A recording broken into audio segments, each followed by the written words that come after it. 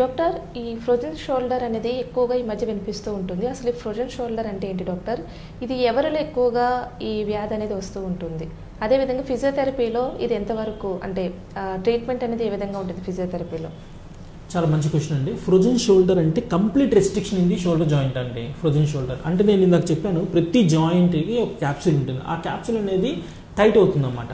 So periarthritis leads to frozen shoulder అండి. అంటే పెరిఆర్థరైటిస్లో కొన్ని మూమెంట్స్ మాత్రమే రెస్ట్రిక్ట్ అవుతాయి. అబ్డక్షన్ ఎక్స్టర్నల్ రొటేషన్ అంటాం మెడికల్ టెర్మినాలజీలో.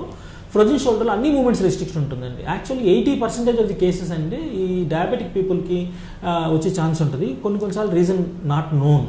ఎందుకు వింటర్ సీజన్లో ఎక్కువగా ఈ క్యాప్సులర్ రెస్ట్రిక్షన్ క్యాప్సులర్ కట్రాక్చర్స్ ఉంటాయండి. దానివల్ల మూమెంట్ రెస్ట్రిక్షన్ ఉంటుంది.